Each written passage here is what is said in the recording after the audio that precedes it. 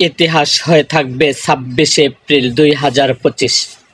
লাখো সুন্নি জনতার উপস্থিতিতে সফল হলো আজকের সমাবেশ। এই সমাবেশে এনায়েতুল্লাহ আব্বাসী যে বক্তব্য দিয়েছে, সেই বক্তব্যের অংশবিশেষ আপনাদের সামনে তুলে ধরা হলো। তাহলে চলুন শুরু করি ভিডিওটা। তার আগে যারা আমার চ্যানেলে নতুন, তারা অবশ্যই আমার চ্যানেলটিকে সাবস্ক্রাইব করুন এবং পাশে থাকা বেল আইকনটি বাজিয়ে দিন। আসসালামু আলাইকুম ওয়া রাহমাতুল্লাহি তাআলা ওয়া বারাকাতুহু। আপনারা যদি শান্ত হন, আমি কিছু কথা বলতে চাই।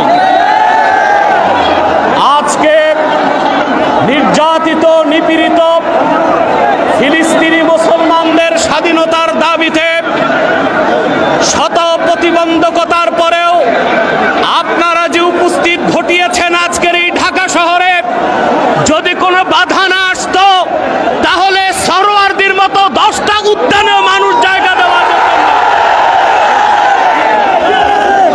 না। আমি সুস্পষ্টভাবে বাংলাদেশের বর্তমান সরকারকে দাবি জানাচ্ছি, কোনো পরোয়া করবেন না, ময়দান আমাদের হাতে। কথা বলতে দেন। সম্মানিত, আমরা যা বলছি সত্য এবং ন্যায়ের মানদণ্ডে বলছি। প্রশাসনকে ভয় করার কোনো দরকার নাই আমাদের। বাংলাদেশ সরকারকে রাষ্ট্রীয়ভাবে জাতিসংঘের কাছে প্রতিবেদন করতে বলছি। 57টি মুসলিম রাষ্ট্র থেকে বাইতুল মুকাদ্দাসের ইজ্জত রক্ষায় মুসলিম সেনাবাহিনীর সদস্যদেরকে পাঠাতে হবে। বাংলাদেশ থেকে লক্ষ লক্ষ মুসলমান ফিলিস্তিনের স্বাধীনতা উদ্ধারে ইসরায়েলের 20 ধাপ ভেঙে দিতে যেতে প্রস্তুত আছে। ইসরায়েলের দোসর হচ্ছে পার্শ্ববর্তী হিন্দুস্তান। ইসরায়েলের চিরবন্ধু হিন্দুস্তানের সাথে বাংলাদেশের কোনো ব্যবসায়িক চুক্তি হতে পারবে না, কোনো রাজনৈতিক চুক্তি হবে না। 16 বছর ফ্যাসিবাদকে লালন করেছে ভারত। ভারতের দালাল ও দোসরদেরকে বাংলাদেশের রাজনীতি করতে দেওয়া হবে না। আমি তাহরিকে খাতমে নবুয়ত বাংলাদেশের পক্ষ থেকে আপনাদের কাছে একটি আবেদন করছি। আমাদের স্লোগান হচ্ছে মাসলাক যার যার, দিন ইসলাম সবার। আজকে তার প্রমাণ তাহরিকে খাতমে নবুয়তের আমির দেখাতে পেরেছে।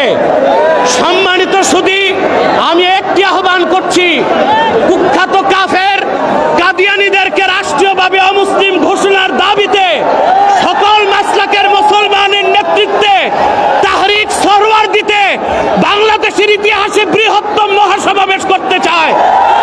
কারা কারা প্রস্তুত আছেন হাত তুলে দেখান। আখির দাওয়ানা আনিল হামদুলিল্লাহি রাব্বিল আলামিন।